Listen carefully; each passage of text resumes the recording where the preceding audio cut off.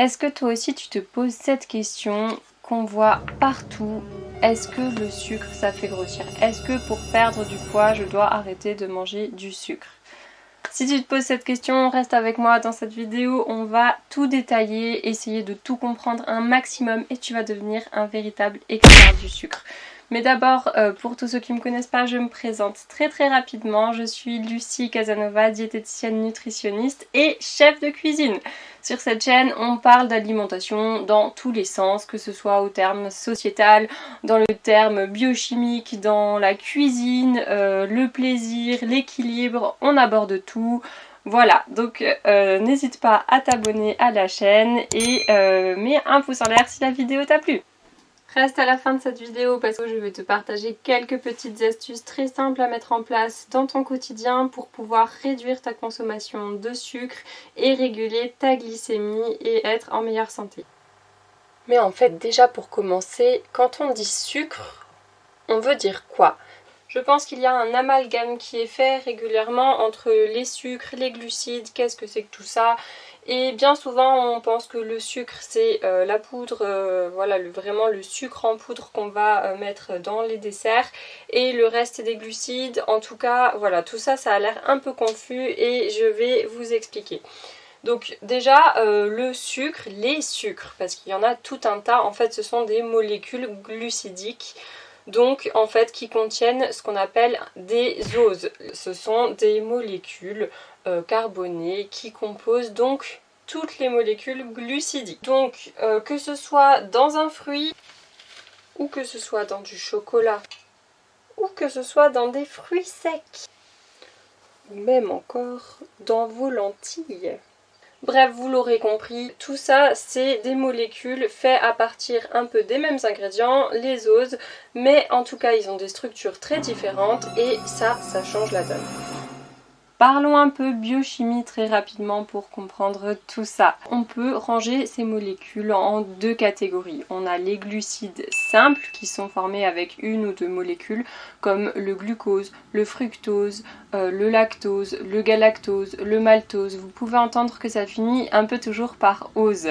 Et ça c'est un indice. Quand vous lisez vos étiquettes, maintenant vous saurez que ce qui finit par ose c'est un sucre. Et donc on a les glucides complexes, donc là on est plutôt sur l'amidon, tout ce qui va être principalement dans les féculents, les légumes secs, etc. qui sont en fin de compte comme nos amis, mais sauf qu'il y en a beaucoup plus. C'est des véritables guirlandes d'oses, de petites molécules accrochées les unes aux autres avec des liaisons, et ça c'est très important à comprendre. Le but étant de répondre à la question est-ce qu'il faut arrêter de manger des glucides pour perdre du poids, pour être en forme, etc. Donc c'est important quand même de commencer par le commencement. Les glucides c'est la source majeure d'énergie pour tout votre organisme. Il y a certaines cellules qu'on dit glucodépendantes, c'est parce qu'en fait elles savent se nourrir que avec le glucose. Et c'est pour ça que votre corps il fait en sorte de maintenir constamment une glycémie, c'est-à-dire un taux de glucose dans le sang, à 1 g par litre. Donc un humain de 70 kg qui a à peu près 5 litres de sang a constamment 5 g de sucre, de glucose, qui se balade pour pouvoir nourrir les cellules. Mais alors dans ce cas, pourquoi est-ce qu'on est tous autant en colère après le sucre? Pourquoi toutes ces légendes qui disent que c'est mauvais pour la santé? Pourquoi quand on mange trop de sucre on devient malade, on fait du diabète? Qu'est-ce que c'est que toute cette histoire?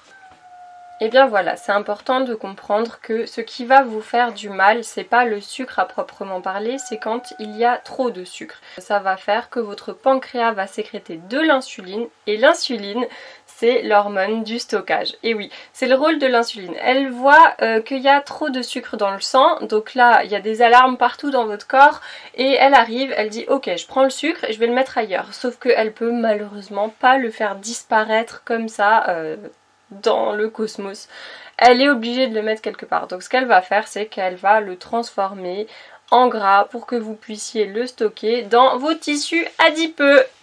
Donc je pense qu'à ce stade, on a compris que ce qui était à éviter, c'est l'hyperglycémie et pas juste le sucre en général, hein. Donc comment faire pour consommer des glucides tout en évitant d'être en hyperglycémie. Je pense déjà que c'est important de rappeler que l'hyperglycémie c'est un état physiologique tout à fait normal après un repas.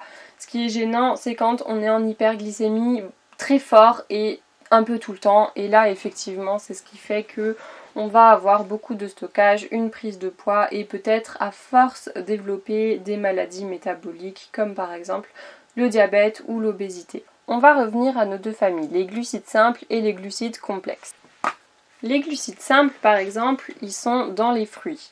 La pomme, elle contient une molécule qui s'appelle le fructose. Et c'est quand les nutriments contenus dans les aliments traversent au niveau de votre intestin la paroi pour rejoindre votre circulation sanguine qu'on parle alors d'absorption, et là enfin les nutriments sont dans votre corps. Mais tant que c'est dans le système digestif en train d'être broyé, cassé, mouliné, etc., là c'est encore à l'extérieur de votre corps. La molécule de fructose, elle est toute petite et elle peut tout à fait traverser la paroi de votre intestin sans aucun souci et passer dans votre sang. Ce qui n'est pas le cas pour les glucides complexes.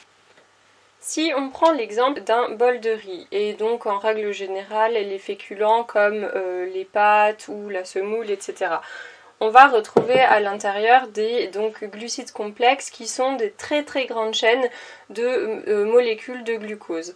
Et là, du coup, pour pouvoir traverser la paroi de l'intestin comme tout à l'heure, il va falloir que les enzymes, elles viennent couper entre chaque molécule à chaque fois, et ça prend un peu de temps. Et c'est pour ça qu'on entend parler dans le vocabulaire médical vulgarisé de sucre lent et de sucre rapide. C'est justement les sucres comme ça, donc simples, qui sont rapides parce qu'ils vont pouvoir traverser immédiatement la paroi de l'intestin, et lents parce qu'ils sont complexes et ils vont nécessiter une petite découpe avant de pouvoir traverser la paroi intestinale. Au final, le but dans l'histoire, c'est de faire en sorte que les glucides y soient absorbés le plus lentement possible, parce que c'est justement quand ils sont absorbés très très rapidement que la glycémie va monter d'un seul coup et qu'on va être en état d'hyperglycémie. Mais du coup, est-ce qu'on doit arrêter de manger des fruits ? Évidemment non. En fait, c'est vrai que dans les fruits, la molécule, elle est simple, le fructose, mais elle a un allié de pair qui est les fibres.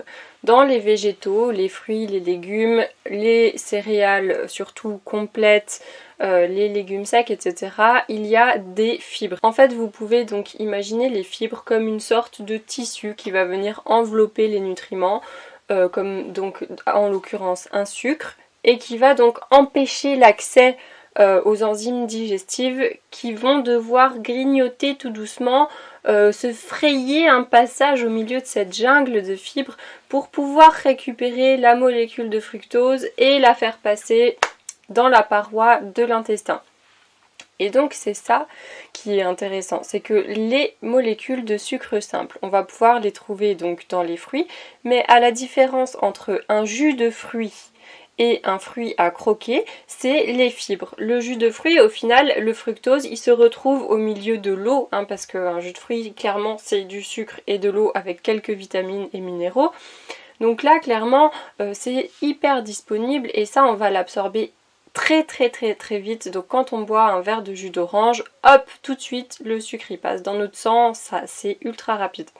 Alors que quand on mange l'orange avec toutes les fibres qu'elle contient, l'absorption sera plus étalée dans le temps. Et donc la glycémie, au lieu de monter, quand on boit le jus d'orange, vous pouvez imaginer la courbe de la glycémie qui va faire comme ceci, et ensuite qui va redescendre, et donc elle va même être en hypoglycémie et ensuite revenir. Tandis que si on mange des fruits entiers, au lieu de faire comme ceci, elle va monter plus lentement dans le temps et ça va donc éviter ce qu'on appelle les pics d'hyperglycémie. Généralement, après un repas riche en féculents par exemple, on peut faire une grosse hyperglycémie et ensuite, 1 heure après le repas, on est fracassé, on est épuisé, on a juste envie de faire la sieste et ça c'est pas cool en fin de compte. Concernant les féculents, pour éviter ce pic hyperglycémique, Remplacez simplement une part des féculents par une part de légumes dans votre assiette, ce qui va venir apporter plus de fibres, ralentir l'absorption et vous donner de la satiété et en plus des jolies couleurs dans votre assiette. Pour les collations, plutôt que de prendre un fruit simple sans rien d'autre, je vous propose une autre astuce, c'est de venir ajouter avec votre fruit quelque chose qui contient beaucoup de lipides et de protéines, comme par exemple des amandes, des noix, des noisettes ou de la purée d'oléagineux. Donc moi j'aime beaucoup la purée de noisettes, vous pouvez mettre du beurre de cacahuète ou ce genre de choses qui vient apporter beaucoup de goût et baisser l'index glycémique de votre collation. On se rappelle aussi évidemment que l'équilibre alimentaire, ça se fait pas sur un repas, ça se fait sur une semaine, ça se fait sur un mois, ça se fait sur toute l'année et donc aussi on culpabilise pas, on n'essaye pas constamment de réfléchir à se dire est-ce que ceci c'est healthy, c'est pas healthy. Il n'y a aucun aliment qui est bon pour votre santé, aucun aliment qui est mauvais pour votre santé.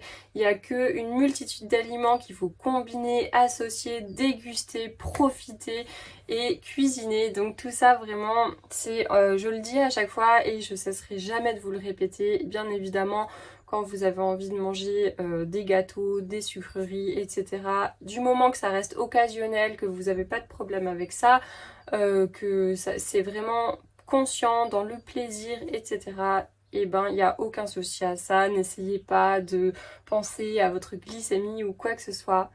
On n'est pas là simplement pour nourrir des cellules, on n'est pas des voitures qui nécessitent du carburant, on est bien plus complexe que ça.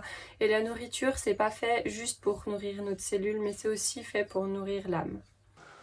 Qu'en est-il des sucres sans calories, donc des édulcorants? Effectivement, tout ce qui va être stevia ou autre édulcorant qu'on peut retrouver par exemple dans les boissons sucrées ou certains gâteaux sont sans calories ou presque sans calories et ne font pas monter la glycémie. Donc est-ce qu'ils sont pour autant bons pour la santé? Est-ce qu'ils sont à privilégier? C'est un sujet qui est quand même assez controversé et les études elles font quand même ressortir ça, c'est que déjà les édulcorants ils vont piéger notre cerveau et même si effectivement ce n'est pas du sucre, on a le goût du sucre et donc on garde cette appétence et cette même accoutumance au sucre, on reste quand même un peu drogué au goût sucré. Et ça ne fera jamais partir vos envies de sucre incontrôlables. Donc vous serez en quelque sorte piégé toujours dans la spirale du grignotage sucré. Il y a d'autres études qui montrent que la plupart des édulcorants utilisés par les industriels sont vraiment néfastes pour notre microbiote. Et ça, on l'a déjà vu, on en a déjà parlé, un microbiote qui est complètement détruit, c'est une facilité à prendre du poids. Donc effectivement les édulcorants sont sans calories mais ils peuvent quand même nous faire grossir dans le long terme une fois qu'ils ont installé une dysbiose intestinale. Donc sur cette chaîne je vous conseillerais de toute façon toujours d'aller vers des aliments naturels, bruts et donc effectivement je pense que les édulcorants c'est quand même vraiment un faux ami. Maintenant, on va voir quelques petites astuces pour diminuer votre consommation de sucre au quotidien. Dans les sucres simples, on a par exemple aussi tout ce qui va être sirop d'érable, sirop d'agave, sucre de coco, toutes ces choses-là, les sucres healthy qu'on voit partout sur Instagram. Alors moi je les utilise parce que le goût est délicieux, mais ça, notre corps va l'utiliser exactement comme du sucre blanc à peu de choses près. Effectivement il va y avoir des minéraux et puis quelques fibres en plus, mais pas suffisamment pour que ça ait un vrai impact sur la façon dont notre corps va utiliser le sucre et dont il va se comporter après en avoir consommé. Mais vous ne vous empêchez pas d'en manger, simplement essayez de contrôler la quantité et qu'elle ne soit pas excessive. Mes petites astuces pour consommer moins de sucre. Déjà je vous conseille de faire vos gâteaux vous-même. On a tendance à en manger moins souvent parce qu'on ne va pas faire de la pâtisserie tous les jours et aussi parce qu'on va pouvoir contrôler la quantité de sucre. Donc si vous prenez une recette qui est déjà faite sur internet ou dans un livre, vous pouvez généralement enlever 10%, entre 10 et 25% de la dose de sucre et le résultat final sera quand même délicieux. C'est juste que bien souvent les recettes sont très riches en sucre et au final moi je trouve que ça gâche le goût. Une autre façon justement de réduire le sucre dans ce qu'on mange mais en maintenant le goût, je vous conseille aussi de rajouter des épices ou d'autres saveurs comme de la vanille, de l'extrait de café, de l'extrait d'amande amère ou de la cannelle, etc. Ça va apporter plein de saveurs à ce que vous mangez. N'hésitez pas même à en mettre dans vos porridge ou n'importe quoi que vous êtes en train de préparer.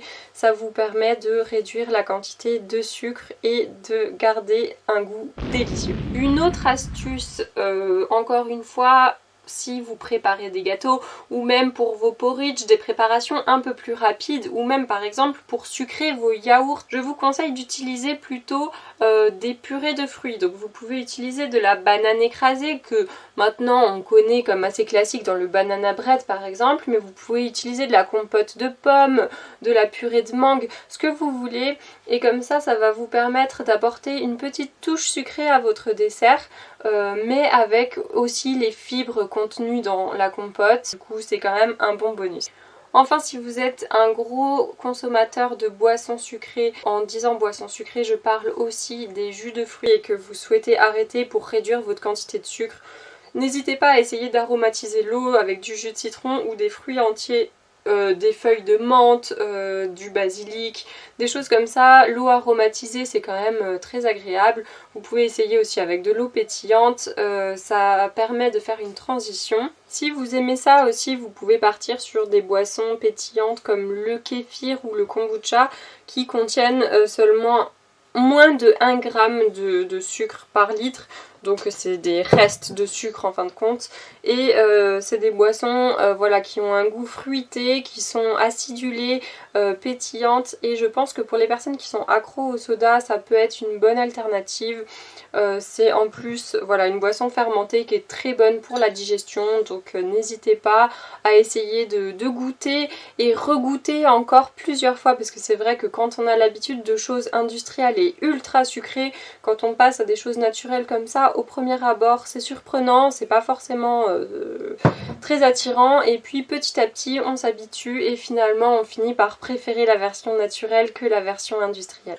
En tout cas, j'espère que cette vidéo elle t'aura plu. Si c'est le cas, mets-moi un petit pouce en l'air, ça fait toujours plaisir. Maintenant tu es un expert, un dieu du sucre, tu vas pouvoir rectifier les repas de famille quand ton tonton ou ta grand-mère vient te dire qu'il faut pas manger du sucre parce que ça fait grossir, et expliquer tout ce monde formidable des glucides. Moi ça me fait toujours très plaisir de vous éclairer et de vous apporter un peu plus de matière à vos connaissances en nutrition pour que vous puissiez prendre votre santé en main. N'oubliez pas, nous sommes ce que nous mangeons, donc essayez de ne pas être juste un Big Mac. Les amis, cette vidéo est terminée, je vous fais plein de gros bisous et je vous dis à très bientôt sur la chaîne. Ciao ciao.